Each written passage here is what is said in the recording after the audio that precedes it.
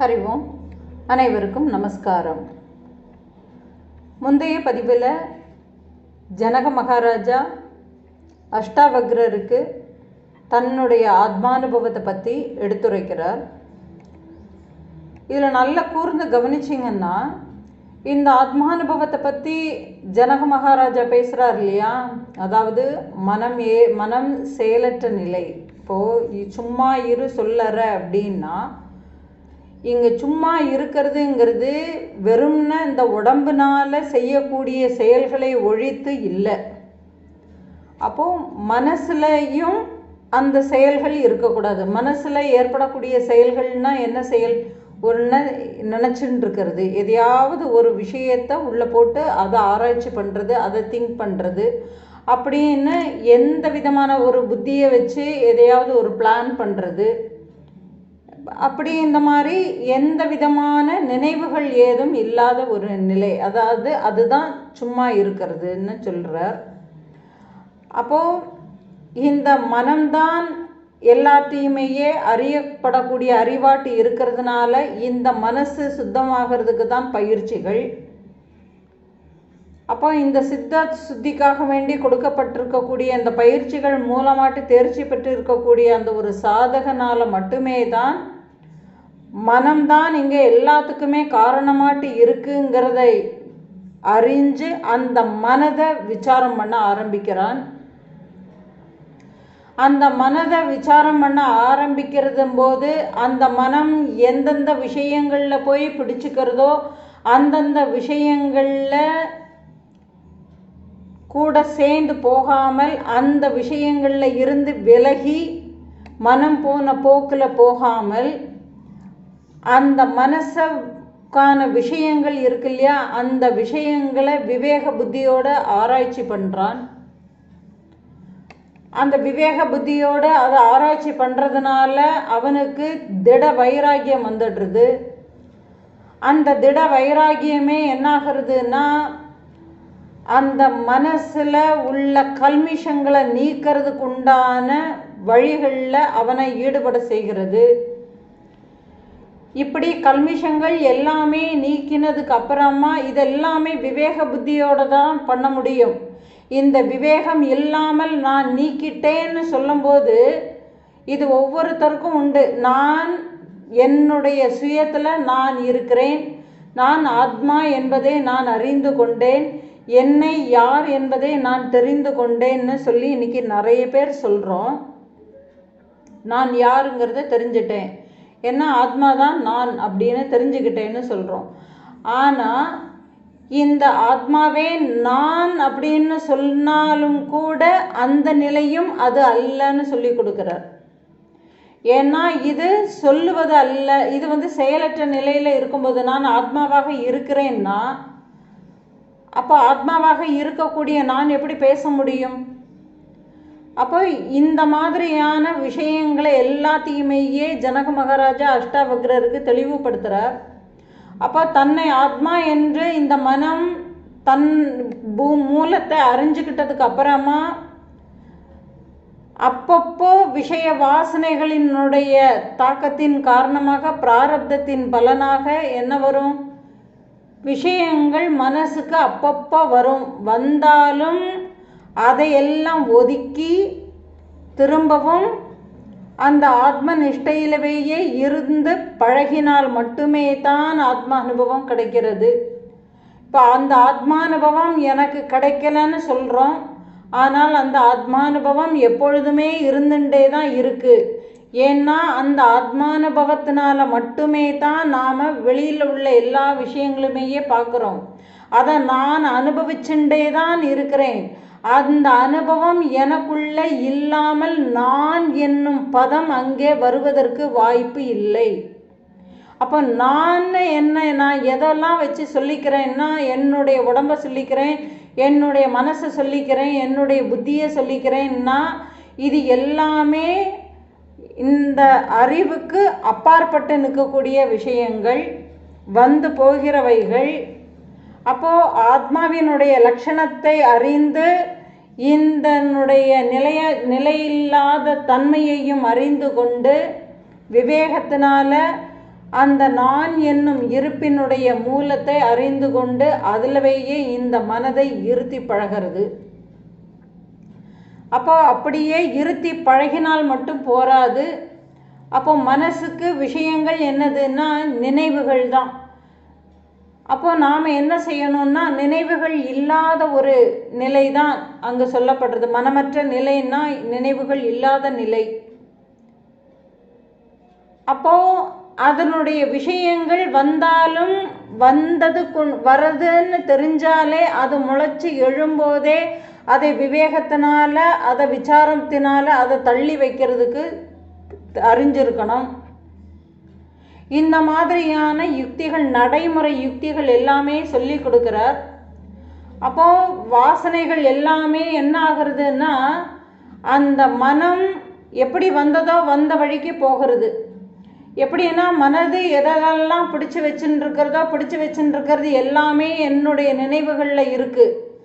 அப்போ அந்த நினைவுகளுக்கு நான் முக்கியத்துவம் கொடுக்காம இருக்கணும். அப்போ நான் இங்கே செய்ய வேண்டியது என்னதுன்னா, மறக்கிறது தான் சரியான வழி. ஞாபகத்தில் வச்சுன்றது என்ன பிரயோஜனம் இருக்குது? அப்போ மறக்கிறது தான் அங்கே சரியான வழிங்கிறதுனால எல்லாத்தையுமே மறந்து போகும்போது அந்த மனத்திற்கு யோசிக்கிறதுக்கு அல்லது செயல்படுவதற்கு அங்கே விஷயம் ஏதும் இல்லைங்கிறதுனால மனசு என்ன செய்யாது, எழும்பாது, அது அப்படியே அடங்க ஆரம்பிக்கும். அப்போ அந்த அமைதியில் மட்டுமே தான் தன்னை யாருங்கிறத இந்த மனசுக்கு புரிஞ்சுக்க முடியுமே தவிர இல்லாமல் இங்கே மனசுக்கு புரிஞ்சுக்க முடியாது. ஏன்னா எங்கள் மனசுக்கு அந்நியமாட்டு மனசை காட்டி கொடுக்கறதுக்கு இன்னொன்று இல்லை. எப்படின்னா, சூரிய ஒளி இருக்குன்னா அந்த சூரிய ஒளி பிரகாசத்தினால சூரியன் தன்னையுமேயே தான் அது அங்கே விளக்கி கொண்டு இருக்கிறது. ஆனால் அதே சூரியனே தான் மற்ற பொருள்களையும் விளக்குகிறதாட்டு இருக்குது. அதே மாதிரி தான் இங்கே இந்த மனசுக்கு உலக விஷயங்கள் அறியப்படுவதாக இருக்கிறதே தவிர இந்த மனசை அறிவதற்கு இன்னொரு மனசுங்கிறது இங்கே இல்லை, ஒரே மனம்தான். அப்போ இந்த மனசில் பதிஞ்சு வச்சிருக்கக்கூடிய இந்த ஒரு விஷயங்கள், ஞாபகங்கள் எல்லாமே அடங்கும் பொழுது அது மேலே எழும்புறதுக்கு விஷயமே இல்லைங்கிறதுனால அது உள்முகத்தில் உள்ளே இருக்கக்கூடிய அது தன்னுடைய மூலத்தை அறிந்து அதிலவேயே ஒடுங்கி பழகும். அப்போ நாம் முதல்ல அந்த மனசுக்கு அதை காட்டி கொடுக்கும்போது எப்படி சொல்லிக்கிறோம், இதுதான் நீ வந்த பாதை, இதுதான் பிரம்மம் அப்படின்னு காட்டி கொடுக்குறோம். அப்போ பிரம்மம் பிரம்மம்னு சொல்லிட்டு அதையே பயிற்சி பண்ணிட்டு வந்தது. அதுக்கப்புறமா என்ன ஆக வேண்டியது, அந்த பிரம்ம பாவனையும் அங்கே போயிடணும். அப்போ அந்த பாவனையும் போகும்போது தான் என்ன ஆகிறதுன்னா அங்கே ஐக்கிய நிலை அப்போது தான் உருவாகிறது. அப்போ எல்லாமே கலந்து அங்கே இரண்டரை அதுவே ஏக அறிவாட்டு அதுவே பிரகாசிச்சுண்டு இருக்கு. அது தன்னில் தானாகவே ஒளிஞ்சுட்டு இருக்கு. அதனால் இந்த நிலையை நீரும் அடையும்னு சொல்லி கொடுக்கிறார். அஷ்டாவக்ரரும் அவர் சொல்லி கொடுத்த அதே வழிமுறைப்படியே இருந்து அவரும் கதியை தன்னை அறிந்து கொள்கிறார். இந்த விஷயங்களை தத்தாத்ரேயர் பரசுராமருக்கு சொல்லி கொடுத்து, பாத்தியாப்பா இத்தனை விஷயங்கள் இருக்குது. அப்போ இங்கே மனசு மட்டும்தான் அறிபவனாக, இங்கே மனசு மட்டுமே தான் இருக்குது. அறியப்படுகின்ற பொருளாக அதை அறிவதற்கு இன்னொன்றுன்னு அங்கே இல்லை. அப்போ மனம்தான் அறியப்படுகின்ற பொருள்களுக்கு வேறாக இருந்துட்டு நான் இருக்கிறேன்னு அதுதான் தீர்மானிக்கிறது. அதனால் நீ அதுவாகவே தான் இருக்கிறாய்ங்கிறத, நீ தூய அறிவாகவே இருக்கிறது அது மட்டுமே தான் இருக்கிறது என்பதை நீ சந்தேகமே இல்லாமல் புரிந்து கொள் அப்படின்னு சொல்ல ஆரம்பிக்கிறார். எப்படின்னா, நீ ஒரு பொருளை பார்க்குறியே, நீ இருக்கிறதுனால தானே அந்த ஒரு பொருளை பார்க்க முடிகிறது. நீ பார்த்த பொருளும் அது உன்னால் அறியப்பட்டு நீ இருப்பதை அது உறுதி செய்கிறது.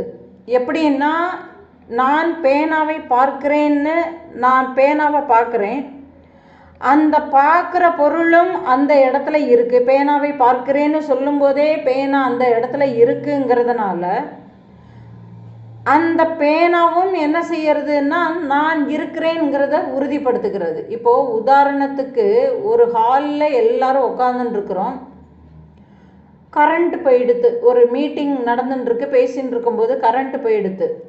இப்போ யாருக்காவது நான் இல்லைங்கக்கூடிய சந்தேகம் வருமா? இருக்கு, நான் இருக்கிறேன்னு தான் சொல்லுவோம்.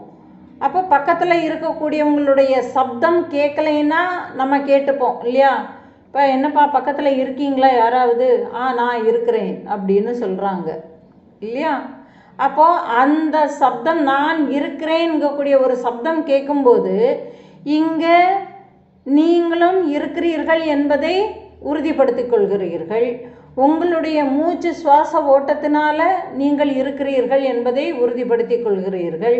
உங்களுக்கு கை கால் எல்லாமே அசைவதை வைத்து நான் இருக்கிறேன் என்பதை உறுதிப்படுத்திக் கொள்கிறீர்கள் இல்லையா? அப்போது இங்கே எல்லாமே ஒருத்தருக்கு உள்ள இருந்து உண்டாகக்கூடிய கேள்விகளும் சந்தேகங்களும் எல்லாமே நான் இருக்கிறேன் என்பதை உறுதி செய்கிறது. எனக்குள்ள சந்தேகங்கள் இருக்குன்னாலே நான் இருக்கிறதுனால தான் எனக்குள்ள சந்தேகம் இருக்கு. நான் இருக்கிறேங்கிறதுனால தான் கரண்ட் போயிடுச்சுங்கிறது எனக்கு தெரியறது.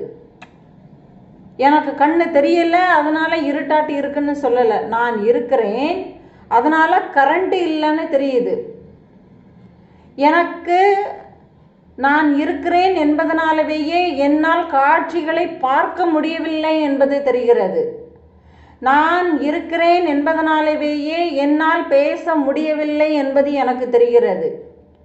நான் இருக்கிறேன் என்பதனாலேயே காற்று வீசுவதை என்னால் உணர முடிகிறது.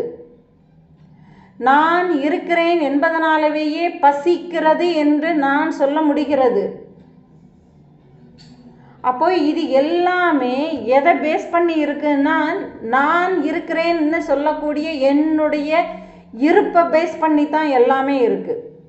இப்போ நான் இல்லைன்னா கேள்விகளும் சந்தேகங்களும் இல்லை, பார்க்கக்கூடிய காட்சிகளும் இல்லை, அங்கே நான் பார்க்கறதுக்கு பொருளும் இல்லை. இப்போ நான் இருக்கும்போது தான் நான் புஸ்தகத்தை பார்த்தேன், திருக்குறளை புஸ்தகத்தை பார்த்தேன், பதஞ்சலி யோக சூத்திரத்தை பார்த்தேன், என்னுடைய மொபைலை பார்த்தேன், நான் அவனை பார்த்தேன், அவளை பார்த்தேன், அதை பார்த்தேன், இதை பார்த்தேன்னு நம்ம லிஸ்ட்டு போடுறோம். இப்போ நான் வேற ஒரு ஊருக்கு போயிட்டேன்னா நான் இங்கே இருக்கக்கூடிய பதஞ்சலி யோக சூத்திரத்தை பார்த்தேன், திருக்குறளை பார்த்தேன், என் மொபைலை பார்த்தேன், இங்கே இந்த புஸ்தகத்தை பார்த்தேன்னு நான் அவனை பார்த்தேன், அவளை பார்த்தேன், இதை பார்த்தேன்னு சொல்ல முடியுமா? முடியாது. அப்போது நான் ஒருத்தன் இருக்கிறேன் என்பதனால மட்டுமே தான் இங்கே காட்சிகள் எல்லாமே இருக்கு. அப்படின்னா அறியப்படும் பொருள்களை அறிபவனாக இருக்கக்கூடிய அதாவது மனம் அல்லது ஜீவன் இருக்கிறது. அந்த நான் இல்லாமல், அதாவது நான் சொல்லக்கூடியது இங்கே மனம் அல்லது ஜீவன். அப்போ அந்த மனம் இல்லாமல் அறிய வேண்டும்ங்கக்கூடிய ஒரு ஆசை உண்டாகாது. ஏன்னா நான் இல்லை என்றால்னா நான் ஈஸிக்வல் டு இங்கே நாம் எதை பற்றி பேசுகிறோம்? மைண்டை பற்றி பேசுகிறோம், மனசை பற்றி பேசுகிறோம். அப்போ நான் ஈஸிக்வல் டு மனம். இங்கே நான் இல்லைன்னா நான் இதை தெரிஞ்சுக்கணுங்கக்கூடிய ஆசை மட்டும் எனக்கு எப்படி வரும்? அப்போ நான் இல்லைன்னா இன்னொருத்தரால் எப்படி என்னை அறிய வைக்க முடியும்? இப்போ நான் இல்லைன்னா குருநாதர் சொல்லக்கூடிய உபதேசங்களை எப்படி கேட்க முடியும்? என் காது எப்படி கேட்கும்?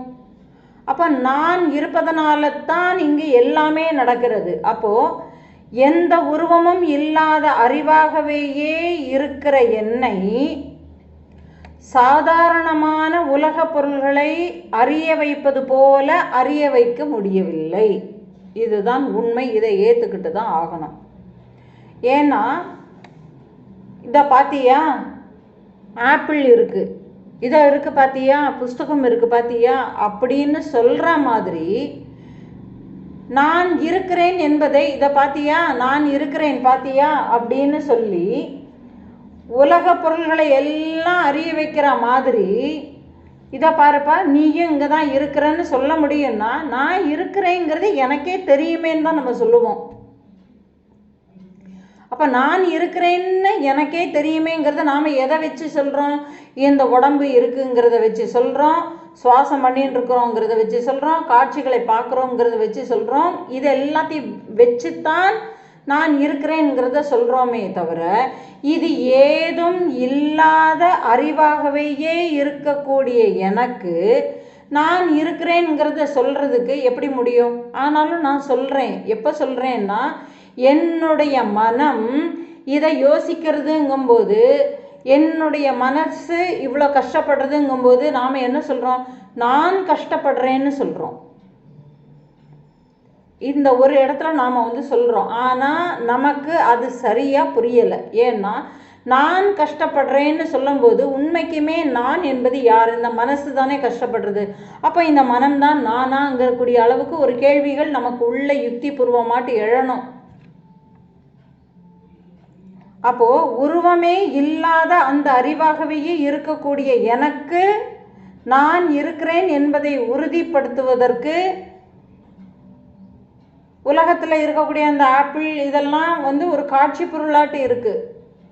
அப்போது அப்படி பார்த்த எனக்கு உனக்கு உருவமே இல்லைன்னு சொல்கிறதுக்கு எனக்கு புரிஞ்சிக்க தெரியலை, புரிய வைக்கவும் முடியாது.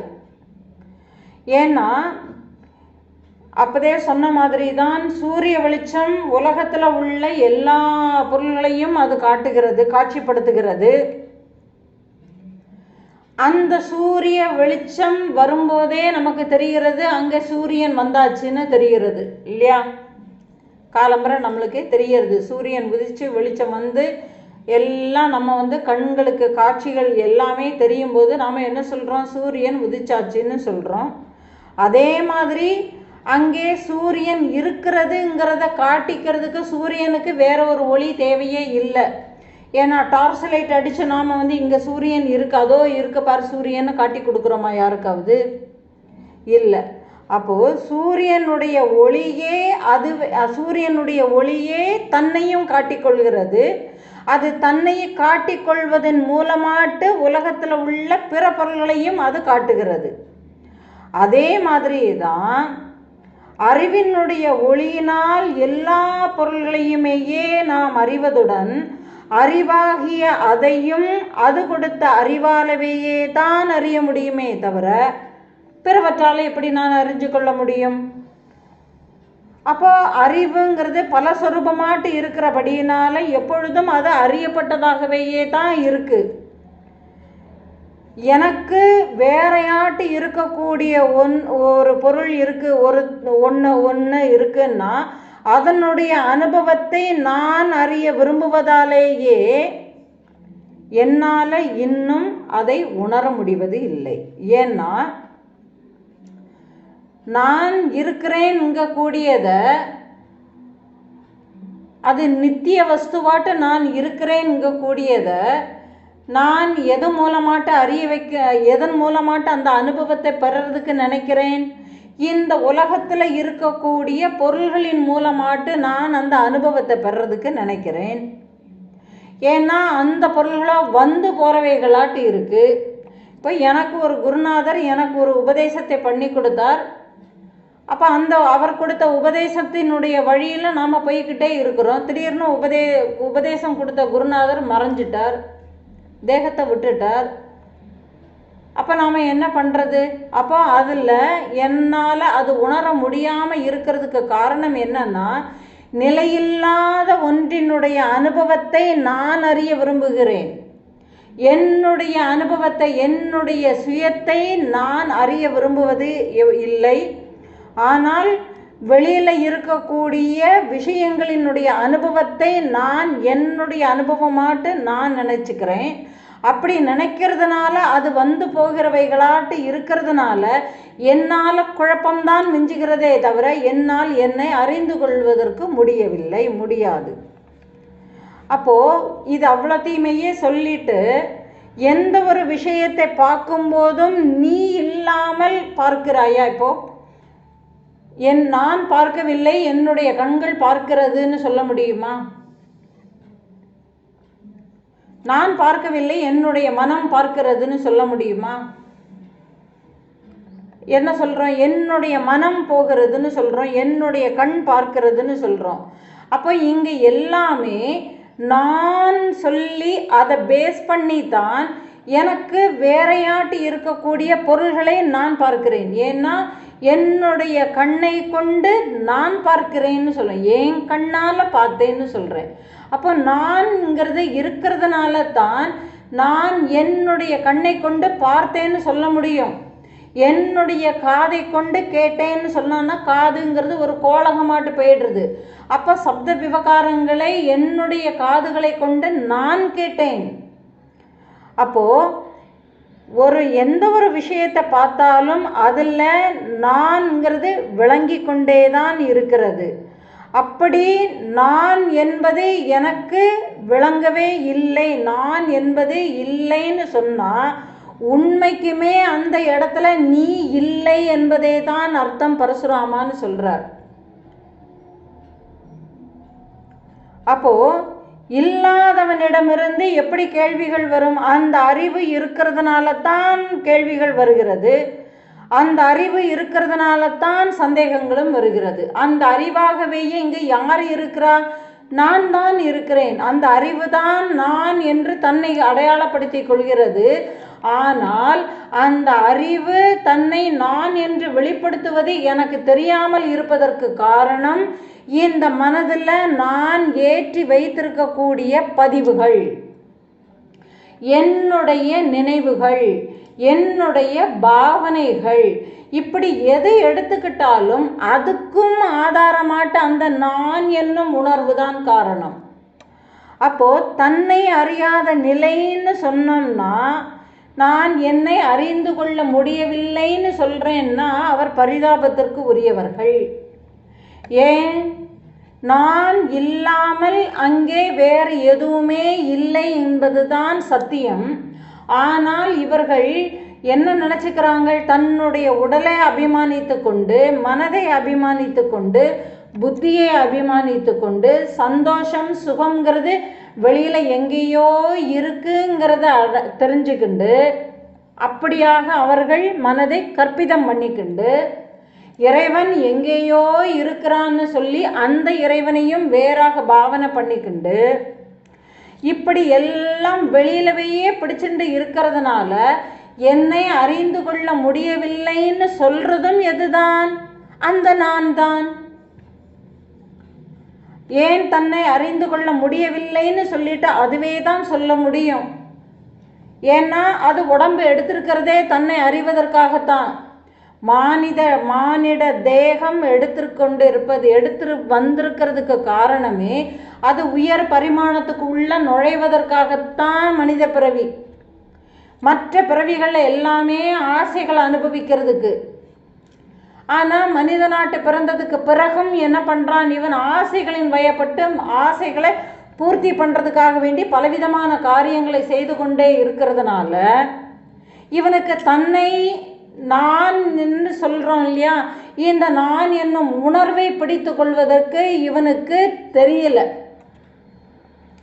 அந்த உணர்வை எப்பொழுதுமே இருந்து கொண்டே தான் இருக்கிறது. அந்த உணர்வு இருக்குங்கிறது தான் தெரியல. எப்போ இந்த நான்கக்கூடிய உணர்வு எனக்கு பிடிக்கவே தெரியலையே.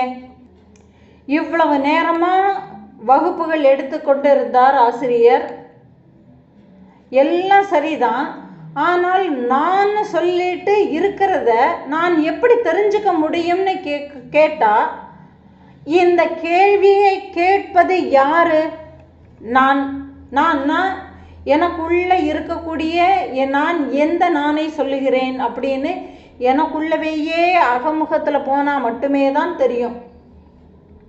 அப்போது இதில் நான் என்னை அறிந்து கொள்ள முடியவில்லைன்னு சொன்னால் அது குழந்தைத்தனமாட்டு இருக்கும். ஏன்னா அது குழந்தைத்தனமாட்டு இருக்கிறதுனா என்ன அர்த்தம்? குழந்தைகளுக்கு அறிஞ்சிக்க முடியறது இல்லை.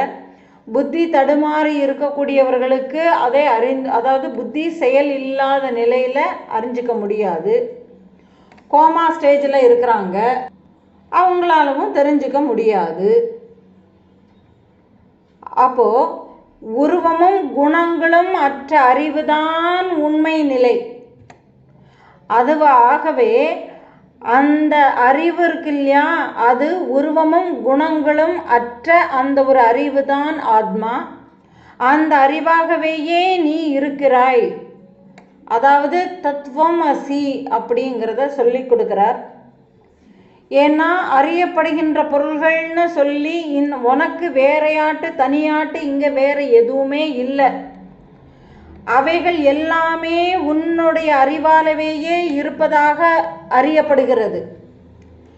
நான் என்னுடைய மனம்னு சொல்லும்போதே நான் எனக்கு வேறையாக இருக்கக்கூடிய மனதை அறிந்து கொண்டேன். என்னுடைய புத்தி, நம்ம சொல்லுவோம் என்னுடைய புத்தி கீழ்மண்டி போச்சுன்னு சொல்கிறோம். என்னுடைய புத்தி கீழ்வண்டி போச்சுன்னா என்னுடைய புத்தியினுடைய செயலை நான் பார்த்து கொண்டு இருக்கிறேன்.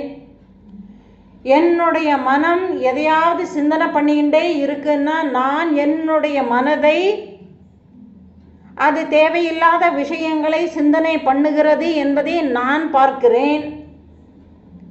அப்போ நான் என்னுடைய மனதில் இருந்து வேறையாட்டு இருந்தால் மட்டும்தான் பார்க்க முடியும். இப்போது ரோடில் ஒரு ஆக்சிடெண்ட் நடக்கிறது. நம்ம என்ன சொல்கிறோம்? அந்த ஆக்சிடெண்ட்டை நான் பார்த்தேன்னு சொல்கிறோம். அப்போது இந்த ஆக்சிடெண்ட்டை பார்த்தவன் அந்த விபத்துக்கு உள்ளே இருப்பானா, விபத்துக்கு பார்வையாளனாட்டுக்கு வெளியில் இருப்பானா? இது நமக்குள்ளே கேட்க வேண்டிய கேள்வி. பார்வையாளனாட்டு வெளியில் தான் இருப்பான்.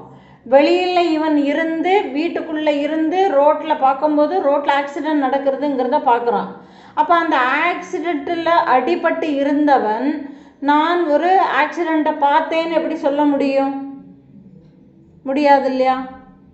அதே மாதிரி தான் இங்கே எனக்கு அந்நியமாட்டு வேற விஷயங்கள் இல்லவே இல்லை. ஏன்னா முன்னாடியே சொல்லப்பட்டது அது எல்லாமே பாவனை. உன்னுடைய மனசில் பல காலமாக ஏற்றி வைக்கக்கூடிய அறியாமையினால் உன்னுடைய எண்ணங்கள் எப்படியோ அப்படியே தான் இந்த உலகமும் பிரதிபிம்பிக்கிறதுன்னு சொல்லியாச்சு. இப்போ அதனால் எல்லாமே உன்னுடைய அறிவாலவையே தான் அது இருக்கிறதாட்டு அறியப்படுகிறது உனக்கு. அதனால் நீ மட்டுமே தான் இங்கே இருக்கிறாயின்னு காட்டி கொடுக்கிறார் தத்தாத்ரேயர் பரசுராமருக்கு. இப்போ ஆகாசம் இருக்கு, அதில் திடீர்னு ஒரு மேகக்கூட்டம் வருகிறது. அந்த ஆகாசத்தில் திடீர்னு ஒரு மேகக்கூட்டம் வருகிறதுன்னு உடனே நான் என்ன நினைக்கிறேன்? அந்த மேகம் ஆகாசத்தை மறைக்கிறது. யாருக்கு? அந்த மேகத்தை யார் பார்க்கிறார்களோ பார்க்கிறவர்களுக்கு ஆகாசத்தை அது மறைப்பதாக தெரிகிறது. அதனால் அங்கே ஆகாசங்கிறது இல்லவே இல்லை, மேகம்தான் இருக்குங்கிறத நான் எப்படி சொல்ல முடியும்? ஏன்னா கொஞ்ச நேரத்தில் அந்த மேகம் காற்றுல கலைஞ்சு போயிடும். அப்போ எப்போதுமே இருக்கக்கூடிய அந்த ஒரு ஆகாசம் எப்போதுமே தான் இருந்துட்டே இருக்கு. அப்போது இதே மாதிரி தான் காட்சியினால் அறியப்படக்கூடிய இந்த ஒரு உடம்பைத்தான் நீ நான் சொல்லி நீ கருதின்னு இருக்கிற. அப்போது மனம் என்ன பண்ணுறதுன்னா, ஏற்கனவே சொல்லப்பட்டது என்னன்னா, இந்த நான் என்பது என்னுடைய அந்த ஒரு தூய அறிவுங்கிறது தெரிஞ்சுக்காம இருக்கிறதுக்கு மூல காரணமே தேகாத்ம புத்தி. இந்த உடலே நான் சொல்லி பாவனை பண்ணிக்கிறது. அப்போ எல்லாமே இந்த உடம்பை நான் சொல்லி கருதுகிற சமயத்திலவே தான் மற்ற எல்லா விஷயங்களும் சேர்ந்துக்கிறது. அப்போ முதல்ல நான் எடுக்க வேண்டியது எந்த கலையை எடுக்கணும்? இந்த தேகாத்ம புத்தியை தான் நான் எடுக்கணும். அப்போ மனமானது இந்த பௌதீக உடலை பிடிச்சுக்கிண்டு இந்த உலக விவகாரங்களில் ஈடுபட்டு கொண்டு இருக்கிறதுனால அது இந்த உடலே நான்கு கூடிய எண்ணம் ஒருவனுக்கு அப்போதுதான் உண்டாகிறது. அப்போ இது தொடர்ந்து இதே உலக விஷயங்களில் திரும்ப திரும்ப திரும்ப திரும்ப அவன் ஈடுபட்டு கொண்டே இருக்கும்போது இந்த உடலே நான் அப்படிங்கக்கூடிய எண்ணம் இன்னும் உறுதியாகி விடுகிறது. அப்போ மனம் உடலிலிருந்து விடுபட்டு வேற ஒன்றை பற்றி கொண்டு செயல்பட்டால் அதுவே அதனுடைய உடல், அதாவது அதுவே என்னுடைய உடல்னு நாம் நினச்சிக்கிறோம். ஏன்னா இதுக்கு முன்னாடி ஒரு ஜென்மா இருந்தது. அந்த ஜென்மாவில் நான் எந்த உடம்பை பிடித்து கொண்டு எதை நான் இப்போ எனக்கு இருக்கக்கூடிய இந்த ஒரு உடம்பை வச்சுக்கிண்டு நான் இருக்கிறேன், நான் அப்படிங்கக்கூடிய ஒரு ஈகோவை வச்சுக்கிட்டு இருக்கிறேன். அதாவது அகங்காரத்தில் இருக்கிறேன், அகம்பாவத்தில் இருக்கிறேன். இதுக்கு முன்னாடியும் ஏதோ ஒரு பிறவி நான் எடுத்துட்டு இருந்தேன். ஆனால் அது என்ன பிறவியாட்டு நான் இருந்தேனுங்கிறது எனக்கே தெரியலை, மறந்துடுச்சு இல்லையா? அப்போது அந்த தேகத்திலையும் நான் இதே மாதிரி தான் என்ன சொல்லிட்டு இருந்தேன், இந்த ஒரு உடம்பை பிடிச்சிட்டு நான் சொல்லிட்டு இருந்தேன். அப்போது இதுக்கு முன்னாடி ஒரு உடம்பை வச்சுட்டு அந்த உடம்புல மூலமாட்டு பலவிதமான காரியங்களை சேர்த்து வச்சேன், சொத்துக்களை சேர்த்து வச்சேன், என்னென்னலாமோ வேலைகளை பார்த்தேன். அந்த ஜென்மால நான் ராஜாவாட்டு இருந்தேன்னு வச்சுப்போம், ஒரு ராஜ்யத்தவையே ஆண்டு வந்திருந்தேன். அதனால் எனக்கு ஏகப்பட்ட சொத்துகள் எல்லாமே இருந்தது, ஒரு படைபலம் இருந்தது, எல்லாமே இருந்தது. சரி, ஆனால் இப்போது நான் இன்னொரு தேகத்துக்குள்ளே உட்காந்துருந்து திரும்பவும் நானே இந்த உடம்பேன்னு பிடிச்சுக்கிண்டு இருக்கிறேனே. என்ன ஒரு வேடிக்கையான ஒரு வாழ்க்கையை நான் வாழ்ந்து கொண்டு இருக்கிறேன். ஏன்னா முன்னாடி நான் யாராட்டு இருந்தேனோ தெரியாது, அந்த உடம்பை பிடிச்சுன்னா அந்த உடம்பு மூலமாட்டு நிறைய செயல்களை செய்தேன், அந்த சொத்துக்கள் எல்லாமே சேர்த்து வச்சுருந்தேன். அந்த பணம், அந்த ஒரு புதையல், அது எல்லாமே எங்கே போச்சு? அந்த உழைப்பு போன ஜென்மாலையும் இதே மாதிரி ஏதோ ஒரு உடம்பு எடுத்து நான் உழைச்சிருந்திருப்பேன் இல்லையா? அந்த உழைப்புகள் எல்லாமே எங்கே போச்சு? இப்போ அது ஏதாவது பயன்படுத்திச்சா? அப்போது இதில் என்ன தெரிஞ்சுக்கணும்னா, இங்கே மனம் இருக்கு இல்லையா, ஒரு உடம்புல இருந்து அது சில காரியங்களை செய்யறதுக்கு அது ஒரு உடம்பை எடுத்துக்கிறது. அந்த காரியங்கள் முடிஞ்சதுக்கு அப்புறமா அது அந்த தேகத்தை விட்டுடுறது. திரும்பவும் அதுக்கு எதையாவது செய்யணுங்கக்கூடிய எண்ணங்களோடு அது அந்த மனசு விருப்பப்பட்டிருக்கும். அந்த விருப்பப்பட்ட மனம் அது திருப்தி ஆகாததுனால என்ன பண்ணும், பேலன்ஸ் பெண்டிங்கில் இருக்கக்கூடிய அந்த ஒரு தாட்ஸ் வச்சுக்கிட்டு இன்னொரு அதுக்கு தகுந்த மாதிரியான ஒரு உடம்பை எடுத்துக்கிறது. அப்போது ஒரு உடம்பை விட்டுட்டு இன்னொரு உடம்பை எடுத்துக்கும் போது அந்த உடம்பை நான் பிடிச்சிக்கிறேன். அப்போ பார்க்க போனால் இங்கே மனம்தான் குரங்கு மாதிரி தாவிக்கிட்டே இருக்குது. அப்போ இது எங்கெங்கெல்லாம் தாவுகிறத எல்லாத்தையுமே நான் பிடிச்சி வச்சுக்கிட்டு இருக்கிறேங்கிற மாதிரி ஆகிடுதுல்ல. அப்போ இதில் என்னன்னா, மனம் எதை பற்றுகிறதோ அதை நான் திடமாக கருதுவதால் அது எனக்கு இந்த ஒரு உடன்பாட்டு எனக்கு உண்மைன்னு எனக்கு தோன்றுகிறது. அப்போது இது போலவையே தான் நான் என்னுடைய சொரூபத்திற்கு வேறாக இருப்பதாக என் நிறைய காட்சிகள் எல்லாத்தையுமே நான் நினச்சிட்ருக்கிறேனே, அது எல்லாமே உண்மை இல்லை. அதாவது முன்னாடி சொன்ன மாதிரி தான் ஒரு பக்கெட்டில் தண்ணி எடுத்து கொண்டு வந்து அந்த உப்பை நாம் அதில் கரைச்சிட்டோம்னு உண்டுமானால் அங்கு உப்பு வேற தண்ணி வேறன்னு நம்ம பிரிக்க முடியாது. அப்போது அந்த உப்பினுடைய தன்மை அந்த தண்ணியில் கரைஞ்சி போயிடுது. உப்பு தன்னுடைய அடையாளத்தை அங்கே இழந்து விடுகிறது. ஒன்று. அப்போது மனம் அந்த தூய அறிவாகவே பிரகாசிக்கும் போது மனம் தன்னுடைய அடையாளங்களை, தனித்துவ அடையாளங்களை, அதாவது ஜீவன் தன்னுடைய தனித்துவமான அடையாளங்களை அங்கே இழந்து விடுகிறது. ஏன்னா இருக்கிற ஒரே மனம்தான் தனித்துவமான அடையாளங்களை கொண்ட அதே மனம் ஜீவன் ஆகிறது. அந்த அடையாளங்களை அற்ற அந்த ஒரு மனம் ஈஸ்வர தன்மையாட்டு ஆகிறது. அந்த ஈஸ்வர தன்மையாட்டு ஆகக்கூடிய அந்த ஒரு மனசுலேயும் குணங்கள், உருவங்கள் இது ஏதும் இல்லாத ஒரு நிலைக்கு போகும்போது அதுவே அறிவாக பிரகாசிக்கிறது. அப்போ இதில் நல்லா தெரிஞ்சுக்க வேண்டியது என்னதுன்னா, அப்போ இந்த உப்பு தண்ணியில் கரைக்கும் போது உப்பினுடைய அடையாளங்களை இழந்து விடுகிறது. உப்பினுடைய தன்மை கரிக்கிறது, உப்பு கரிக்கிறதுன்னு நம்ம சொல்கிறோம்.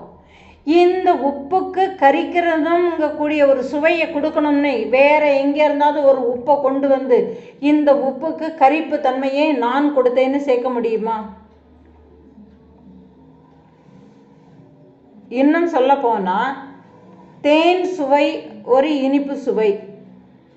அந்த தேனுக்கு இனிப்பு சுவையை கொடுக்க வேண்டும் என விரும்பி நான் இன்னும் ஒரு சுவையை, இன்னும் ஒரு தேனை கொண்டு வந்து அதில் போய் கலக்க முடியுமா? அப்போ உப்புக்கு சேர்க்கறதுக்கு வேற தனியாட்டி இன்னொரு உப்பு அங்கே தேவையில்லை. அதே மாதிரி தான் அறிவின் தன்மை அறிய வைக்கிறது மட்டுமே தான். அது எதனோடு கலந்தாலும் சரிதான், அது அதை அறிய வைத்தே தீரும். ஏன்னா அது இந்த மனதோடு அந்த அறிவு இருக்கிறதுனால தான் நான் இருக்கிறேங்கிற கூடிய ஒரு அறிய வைக்கிறது. மனம்தான் அறிய வைக்கிறது. ஏன்னா மனம்தான் அறியப்படுகின்ற மனம்தான் அறியப்படும் பொருளாட்டு இருக்கிறதுனால மனம்தான் அங்கே விஷயம். அப்போ நாம் இதில் தெரிஞ்சுக்க வேண்டியது என்னதுன்னா, இந்த அறிவு இந்த மனசுக்கு வேறையாட்டு இருந்து இந்த மனசை அறிவு தான் அறிய வைக்கிறது. அது இந்த மனதோடு கலந்தாலும் என்னுடைய மனம் இருக்கு சொல்கிறோம், நான் துக்கப்படுகிறேன்னு சொல்கிறோம், எனக்கு கஷ்டமாக இருக்கிறது, நான் ஆனந்தப்படுகிறேன்னு சொல்கிறோம் இல்லையா? இது எல்லாமே எதனால் அறிய வைக்கிறது? எது? இந்த அறிவு தான் அறிய வைக்கிறது. ஆனால் இந்த அறிவை அறிவதற்கு இன்னொரு அறிவு அங்கே தேவையே இல்லை.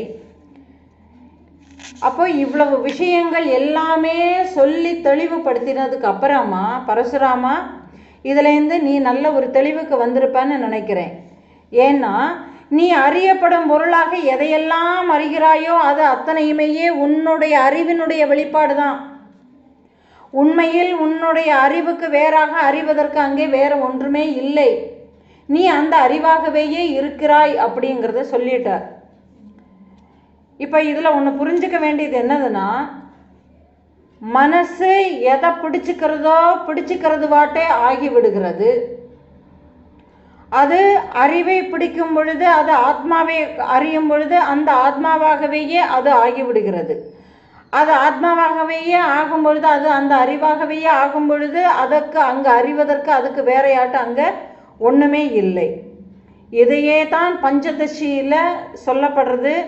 பிரம்மம் அறிவு சுரூபம், அதை அறியவோ அறியப்படுத்தவோ அதற்கு வேறு எதுவும் இல்லை.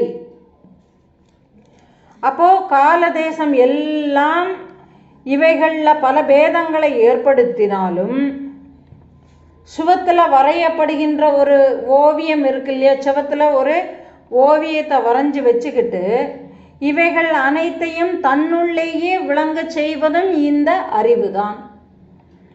ஏன்னா வரையப்பட்ட அந்த ஒரு ஓவியம் இருக்கு இல்லையா? அந்த வரையப்பட்ட அந்த ஓவியம் அந்த சுவத்துக்கு வேறையாட்டு இல்லை, அது அந்த சுவத்திலவையே தான் வரையப்பட்டிருக்கு. அதே மாதிரி தான் நான் எதையெல்லாம் அறிந்து கொண்டேன்னு சொல்கிறோமோ அந்த அறிந்து கொள்ளப்படுகின்ற அறியப்படுகின்ற அந்த பொருள்கள் எல்லாம் அந்த தூய அறிவுக்கு வேறாக வெளியிலே வேற எங்கேயுமேயே இல்லை. இப்படிப்பட்ட அந்த ஒரு அறிவை அறிவது தான் ஆனந்தம். அந்த ஆனந்த நிலையை தான் மோட்சம்னு சொல்கிறோம். அப்போ மோட்சங்கிறது வானுலகத்திலேயோ அல்லது பாதாள உலகத்திலேயோ அல்லது நீ வசிக்கக்கூடிய இந்த உலகத்திலேயோ இல்லை. ஏன்னா அது உனக்கு உள்ள எப்போதுமேயே இருந்துட்டே தான் இருக்குது. அதை நீ அறிஞ்சுண்டா போதும். ஏன்னா எண்ணங்கள் ஏதும் இல்லாத, சங்கல்பங்கள் ஏதும் இல்லாத சுத்த மனதினுடைய சொரூபமே தான் மோட்சம். அதை எங்கே போய் அடைஞ்சிக்க முடியும்? அதை அறிந்து கொள்ள வேண்டியது மட்டுமே தான். அந்த மோட்சம் உன்னுடைய சொரூபம். நீ அதுவாகவே தான் இருக்கிறாய். ஆனால் அதை நீ தான் அறிய மறுக்கிறாய். ஏன்னா இதை அறிந்து கொண்ட ஞானிகள் எல்லாமே இந்த உலகத்தில் வாழும் பொழுதே எந்த விதமான கவலையும் இல்லாமல் ஆனந்தமாக மகிழ்ச்சியுடன் வாழ்கிறார்கள். இவர்களை தான் ஜீவன் முக்தர்கள் என்கிறது சாஸ்திரம். இவர்கள் வாழ்கின்ற ஆனந்த வாழ்க்கையை தான் மோட்சம் என்கிறது சாஸ்திரங்கள். ராமா, உன்னுடைய சொரூபம் பூரணமானதால் அதற்கு அந்நியமாட்டு மோட்சம்ங்கிறது எங்கே கிடைக்கும்? அப்போ இந்த உலகத்தை போல மோட்சமும் இருக்கிறதுன்னு சொல்லி அந்த ஒரு ஆசை வச்சுன்னு இருக்கையிலே அந்த ஆசையை விட்டுடு. நீ பூரணமானவன், உனக்கு அந்நியமாட்டு அங்கே வேற ஒரு மோட்சங்கிறது இல்லவே இல்லை. பிம்பங்கள் எல்லாம் கண்ணாடிக்கு எப்படி அந்நியமானது இல்லையோ, ஏன்னா அந்த கண்ணாடியில தான் அது பிம்பங்கள் எல்லாமே வந்து போகிறது. அதே மாதிரி தான் அனைத்தும் ஆத்மாவிற்கு அந்நியம் அல்ல. ஏன்னா உன்னுடைய அறிவில் தான் எல்லாமே இருக்கு. அப்போ இது எல்லாமே உன்னுடைய அறிவினுடைய பிரதிபலிப்பு தான். இங்கக்கூடிய ஞானம் உனக்கு தெரிஞ்சா போதும். அப்போ உனக்கு வேறாக மோட்சம் ஒன்று இருக்குங்க கூடியது. எதை பார்க்குற மாதிரி இருக்குன்னா, முயலுக்கு கொம்பு உண்டுன்னு சொல்கிறாங்க. அதனால் கொம்பு இருக்கக்கூடிய அந்த ஒரு முயலை நான் தேடி கண்டுபிடிக்க போகிறேன்னு சொல்லி காட்டுக்குள்ளே போகிற மாதிரி தான். ஏன்னா அது தன்னையே இழக்க செய்துவிடும். தன்னை எங்கே இழக்க செய்துவிடும்? அதோ கதிக்கு தள்ளி தன்னை அழித்து விடும். அதே மாதிரி தான். ஏன்னா மோட்சங்கிறது வெளியில் இருக்குன்னு சொல்லி நீ வெளியில் விஷயங்களில் தேடினால் அது எங்கும் இல்லை, அது உனக்குள்ளவையே தான் இருக்கு. கண்ணாடியில் தெரியக்கூடிய பிம்பங்கள் கண்ணாடியிலேயே தான் இருக்கு. கண்ணாடிக்கு வேறையாட்டு இல்லை, கண்ணாடிக்கு வெளியேயும் இல்லை. கண்ணாடிக்கு உள்ளவையே தான் அவைகள் அடங்குகின்றன. எவ்வளவோ பெரிய கண்ணாடி வச்சாலும் அதுக்குள்ளவையே தான் அது அடங்குகிறது. சின்ன கண்ணாடி வச்சாலும் அந்த கண்ணாடிக்கு தகுந்த மாதிரி தான் அது அடங்குகிறது. அதே மாதிரி தான் உன்னுடைய அறிவே தான் அனைத்தையும் அறிவதாக இருக்கிறது ராமான்னு சொல்றார். அதனால அறிவினால அறியப்படுகின்ற பொருள்களும் அந்த அறிவிலவையே தான் இருக்கு. அவைகள் அறிவுக்கு வேறானதும் இல்லை, அறிவுக்கு வெளியேயும் அவைகள் இல்லை, அறிவுக்கு உள்ளேயே அவைகள் அடங்கி விடுகின்றன. அதாவது நான் பார்க்கப்படுகின்ற பொருள்கள், என்னால் பார்க்கப்படுகின்ற பொருள்கள் என்னால் என்னுடைய காட்சியில் தான் இருக்கின்றன. என்னுடைய எனக்கு வேறையாட்ட அவைகள் இல்லை, எனக்கு வெளியேயும் இல்லை. அப்போ என்னுடைய அறிவுக்கு உள்ளேயே தான் அவைகள் எல்லாமே அடங்கி இருக்கின்றன. என்னுடைய பாவனை இது எல்லாமே எப்படி புரிஞ்சுக்கணும்னா, என்னுடைய அறிவில் தான் எல்லாமே தெரிகிறதுங்க கூடியது. அதுக்கு காரணம் என்னன்னா பாவனை. அந்த பாவனையும் யார் தான் பண்ணுறா? நான் தான் பண்ணிக்கிறேன். அப்போ நான்கிறது தான் எல்லாத்துக்கும் அடிப்படை காரணமாட்டு இருக்கு. அந்த நான் பண்ணக்கூடிய பாவனையில் தான் இங்கே இருக்கு. அப்போ இந்த பாவனைக்கும் எது தேவைப்படுகிறது? அந்த ஒரு அறிவினால தான் அதுவும் பண்ணப்படுகிறது. அப்போ அதனால எனக்கு இந்த உலகம் தெரிகிறதே, காட்சிகள் தெரிகிறதே, இவைகள் அப்படி ஓடுகிறதே, நாய்கள் இப்படி சண்டை போட்டுக்கிறது இல்லையா, காட்சிகளை பார்த்து என்னுடைய மனம் சஞ்சலப்படுகிறது, இப்படி எல்லாமே சொல்கிறது என்னது தான்? அந்த மனம்தான். ஆனால் அது எல்லாமே எங்கே தான் இருக்குது? அந்த காட்சிகள் எல்லாமே எங்கே தான் வெளிப்படுகிறது? என்னுடைய அறிவில் தான் அது எல்லாமே வெளிப்படுகிறது. அந்த விஷயங்களில் மட்டும் நான் ஜாக்கிரதையாட்டு நான் அதை புரிஞ்சுக்கிட்டா மட்டும் போதும். என்னுடைய அறிவில் தான் அதுகள் எல்லாமே தெரிகிறதே தவிர நான் இல்லைன்னா இதுகள் எதுவும் தெரிவது இல்லைங்கிறது எனக்கு பூரணமாயிட்டா அதுவே தான் கதி. அப்போ இங்க அந்த அறிவு இல்லைன்னா அங்கே வேற ஒன்றுமே தெரியாது. அப்போ பிம்பங்கள் பிரதிபலிக்க பாதரசம் தடவப்பட்ட கண்ணாடி மட்டுமே தான் தேவை. சாதாரண கண்ணாடிக்கு பிரதிபிம்பிக்கக்கூடிய சக்தி இல்லை. அதனால் அதில் பிம்பங்கள் அதுக்கு முன்னாடி போய் நின்னும் பயன் இல்லை. அதே மாதிரி தான் இந்த அறிவு பிரகாசமாட்டு அறிவதற்கு 6 அறிவு கொண்ட மனிதனே தான் தேவை. சாதாரணமான ஜீவர்களுக்கு அறியக்கூடிய ஆற்றல் குறைவுங்கிறதுனால அவைகளுக்கு அந்த அறிவு இருந்தும் ஏதாவது பயன் இருக்கா? எந்த பயனும் இல்லை. அப்போ இங்க என்ன கவனிச்சுக்கணும்னா, பரசுராமா, இந்த அறிவினுடைய பிரதிபலிப்பு தான் நீ பார்க்கக்கூடிய இந்த ஒரு உலகம். கண்ணாடிக்கு உள்ள பிம்பங்கள் தெரிவது மாதிரி உன்னுடைய அறிவின் உள்ளேயே அனைத்தும் அறியப்படுகின்றன. அதனால நீ மோட்சம், முக்தி, பக்தி, வீடு பேருன்னு சொல்லி எந்த விஷயத்தை எடுத்துக்கிட்டாலும் அதுவும் உன்னுடைய அறிவுக்கு உட்பட்டு தான் இருக்கு. அதனால அந்த மோட்சம்னு சொல்றது யார் அறிய விரும்புகிறார்களோ அவனிடத்தே அது இருக்கு. மோகத்தினால அறியப்படுகின்ற பொருள்களை அந்த அறிவுக்கு வேறாக அறிந்து கொள்வதுங்கிறது அறியாமை. இந்த அறியாமை அகன்றுவிட்டால் அந்த அறிவு சுயமாக சுயம் பிரகாசமாக ஒளிர்விட்டு கொண்டு இருக்கிறது, பிரகாசிச்சுட்டு இருக்கும். இப்போ உள்ளுக்குள்ள ஒரு தீபம் ஏற்றப்பட்டு இருக்கு. அந்த தீபம் மறைக்கக்கூடிய அளவுக்கு அங்கு ஒரு கர்டன் போட்டு மறைச்சிருக்கு.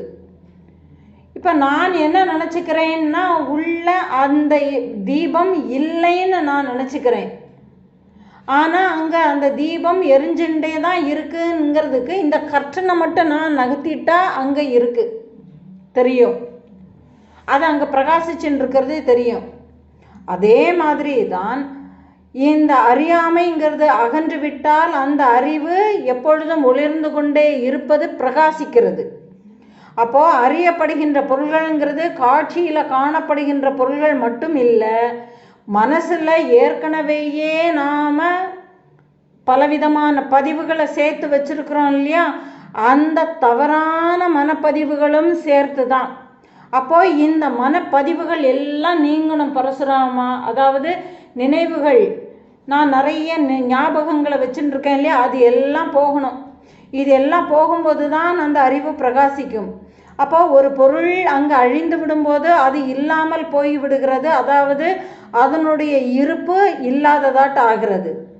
அப்போ இல்லாத ஒன்றை அழிவுக்கு உட்படுத்த நினைப்பது இயலாத ஒன்றுன்னு ஆகிறது இல்லையா. இப்போ ஆகாயத்தில் மேகம் வந்து சூழ்ந்து நின்று கருமேகமாட்டு காட்சி அளிக்கிறது. அது கொஞ்ச நேரத்தில் காற்று அடித்து காணாமல் போயிட போகிறது இல்லையா, தானாகவே கலைஞ்சு போயிட போகிறது. ஆனால் நான் அந்த மேகத்தை இப்படி மறைச்சுண்டு இருக்கிறதேன்னு நினச்சிண்டு நான் கவலைப்பட்டுட்டு உட்கார்ந்துருக்கிறதுனால ஏதாவது பிரயோஜனம் இருக்க போகிறதா? அந்த மேகத்தை நான் அழிக்க போகிறேன், அந்த மேகம் அழிய வேண்டும்னு நான் நினைக்கிறதுனால ஏதாவது பிரயோஜனம் உண்டா? இல்லை. அப்போது இதே மாதிரி தான் நான் இதில் தெரிஞ்சுக்க வேண்டியது என்னதுன்னா, மேகம் சூழப்பட்ட அந்த கருமேகம்ங்கிறது அறியாமை.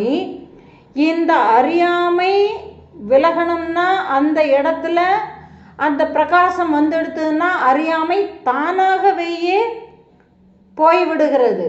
அப்போ நான் இதை தெரிஞ்சுக்க வேண்டியது என்னதுன்னா, கருமேகம் சூழ்ந்து இருக்கிறதுனால அந்த ஆகாயம் தெரியலையேன்னு நான் கவலைப்பட்டு இருக்கிறத விட, நான் என்னுடைய அறிவினாலவேயே தான் இது எல்லாமே காட்சிப்படுத்துகிறதுங்க கூடிய அந்த அறிவில் நான் ஒன்றி இருக்கும் பொழுது, நான் இங்கே உலக விவகாரங்களை பார்க்கக்கூடிய காட்சிகளில் நான் பேதமை கொள்ள வேண்டிய அவசியம் இல்லை. ஏன்னா அவைகள் எல்லாம் வந்து போகிறவைகள்ங்க கூடிய விவேகம் எனக்குள்ளே இருக்கிறதுனால நான் அதை கண்டு துளியும் சலனப்பட வேண்டிய அவசியம் இல்லை. அதாவது இந்த மனம் சலனப்பட வேண்டிய அவசியம் இல்லை. அப்போது இருப்பது போல தோன்றி இல்லாமல் போகக்கூடிய ஒன்றுக்கு நான் ஏன் முக்கியத்துவம் கொடுக்கணும்? அப்போது ஒரு பொருளே இருப்பு உடையதாகவும் இருப்பற்றதாகவும் இருக்க முடியாது. அப்போது கனவுல பார்க்கக்கூடிய பொருள்கள் கனவு உள்ள வரைக்கும் உண்மையாகவும் கனவு கலைந்தவுடன் உண்மை இல்லாததாகவும் தோன்றுகிறது இல்லையா. அப்போது அழியக்கூடிய பொருள்களுக்குத்தான் இந்த இருமை தன்மைகள் இருக்கிறது. இந்த தன்மைகள் காலத்திற்கு உட்பட்டவை. ஏன்னா காலத்தினால கட்டுப்படக்கூடிய ஒரு விஷயம் எப்படி எனக்கு மோட்சத்தை கொடுக்க முடியும்? இதை நான் தான் யுக்தி பூர்வமாட்டு புரிஞ்சுக்கணும். ஏன்னா அதே மாதிரி தான் இருப்பது போல தோன்றி இல்லாமல் வந்து போகக்கூடிய இந்த ஒரு உடம்பு இருக்கு இல்லையா, இந்த ஒரு உடம்புக்கு நான் ஏன் முக்கியத்துவம் கொடுக்கணும்? அப்போது மோட்சங்கிற ஒன்றை இருப்பது போல வந்து இல்லாமல் போகிற உடலுக்கு கொடுக்க முடியாது. அப்போ எக்காலத்திலும் அழியாத ஆன்மாவிற்கும் மோட்சங்கிறது தேவையில்லை. அப்போ மோட்சம் யாருக்கு? ஆத்மாவுடன் இணைஞ்சு போன, அதாவது ஜீவ பிரம்ம ஐக்கியம்னு சொல்கிறோமே, அந்த ஐக்கியப்பட்டதுக்கா? அப்போது இங்கே நல்லா புரிஞ்சிக்க வேண்டியது என்னதுன்னா, இந்த ஜீவன்னு சொல்கிறோமே, அதாவது இந்த மனம்னு சொல்கிறோமே அதுவும், இந்த ஆன்மான்னு சொல்கிறோமே அதுவும் ஒன்றுங்கிறத அறிஞ்சுக்கிறது தான் மோட்சம். அப்போ இங்க என்னது? மனதும் அறிவும் ஒன்று தான். இதை ரொம்ப சிம்பிளா சொல்லணும்னா, ஏன்னா இதை நீங்க அடிக்கடி இதை நீங்க உள்வாங்கிட்டீங்கனாலே போதும். தனித்துவமான அடையாளங்களை கொண்ட மனம் தன்னை ஜீவன் என்று சொல்லி, நான் இன்னார் இன்னது அப்படின்னு சொல்லி பலவிதமான அடையாளங்களோட கூடி இருக்கிறது அந்த மனம். அந்த மனம்தான் சுகதுக்கங்களுக்கு ஆளாக்கப்படுகிறது. அந்த மனமே தான் பிறப்பு இறப்பு சுழற்சிக்கு வருகிறது. அப்போ இந்த மனம் தனித்துவ அடையாளங்களை அழித்து அது அடுத்த நிலைக்கு வரும்போது ஈஸ்வர தன்மைக்கு வந்து விடுகிறது. அந்த ஈஸ்வர தன்மைக்கு உள்ளவும் என்ன வந்துடுது? நான்கு கூடிய ஒரு ஈகோ வந்துடுது. அப்போ அந்த அகம்பாவமும் கரைஞ்சு போய் பதிவுகள் எல்லாமே மூலத்தில் ஒடுங்கி போய் அந்த மனசுக்கு விவகாரங்கள் ஏதுமே இல்லாமல் போய் இல்லையா? அப்போ இந்த மனம் உருவமும் குணங்கள் எல்லாமே அற்ற ஒரு நிலையில இருக்கக்கூடிய அந்த ஒரு சுத்த மனமே அறிவாக பிரகாசிக்கிறது. அப்போ இருக்கக்கூடிய ஒன்று அதுவே தான். அதுக்கு நான் எங்கே போய் தனியாட்டு போய் மோட்சத்தை கொடுக்கறதுக்கு இல்லை. அப்போ மனமும் அறிவும் ஒன்றுங்கிறத புரிஞ்சுக்கிட்டா அதுவே தான். இப்போ இந்த நிலையில் என்ன ஆகிறது? இருப்பதெல்லாம் நானே, என்னுடைய அறிவினால தான் எல்லாமே இருக்குன்னா அப்போ நான் தான் எல்லாத்துலேயுமே விளங்குகிறேன். அப்போ மோட்சங்கிறது வெளியில் தனியாட்டு அடையப்படுவது இல்லை, அறியப்படுவது. அப்போ மோட்சம் இல்லை, பந்தம் இல்லை, பற்றே இல்லாத பற்றற்ற விடுதலைங்கிறது இல்லை, பற்றுகின்ற ஒரு பந்தமும் இல்லைன்னு ஆயிடுறதா? அப்போ என்ன ஆகிறது? சந்நியாசமும் இல்லை, சம்சாரமும் இல்லை. அப்போ பந்தத்தை பற்றிய ஒரு அறியாமையினால் உண்டாவது தான் சம்சாரம். அப்போ மோட்சத்தை பற்றிய அறியாமையினால் உண்டாவது தான் சந்நியாசம். அப்போ இங்க தன்னை வெளிப்படுத்துவது சம்சார பந்தம். நான் இன்னாராக இருக்கிறேன், நான் இப்படி இருக்கிறேன், நான் அந்த மாதிரியாக இருக்கிறேன், நான் இன்னார் அப்படிங்கக்கூடிய பலவிதமான வெளிப்பாடுகளை கொண்டு இருக்கிறது சம்சார பந்தம். தன்னுடைய அடையாளங்கள் அத்தனையும் இழப்பது சந்நியாச மோட்சம். அப்போ இங்க தன்னை அறிவது தான் அறிவு. அவ்வாறு தன்னை அறிந்ததுக்கு பிறகு அங்கே நான் சம்சாரியும் இல்லை, நான் சந்நியாசியும் இல்லை, நான் பரிபூரணமான அந்த ஒரு ஆன்மா அப்படிங்கிறது ரொம்ப தெளிவாட்டு விளங்குகிறது. ராமா, இப்பொழுது உனக்கு இது நன்றாக புரிந்திருக்கும்னு நினைக்கிறேன்னு சொல்லி தத்தாத்ரேயர் பரசுராமருக்கு இந்த விஷயங்களை சொல்லி கொடுக்கிறார். இப்படி சொன்னதும் பரசுராமரால் ஏற்றுக்க முடியல. அவர் திருப்பி சந்தேகங்களை கேட்கிறார். அது என்னென்ன மாதிரியான சந்தேகங்கள், அதுக்கு அவர் கொடுக்கக்கூடிய விளக்கங்கள்னு சொல்லி இவைகளை நாம் அடுத்து வரக்கூடிய பதிவுகளில் பார்க்கலாம். ஹரி ஓம். நன்றி.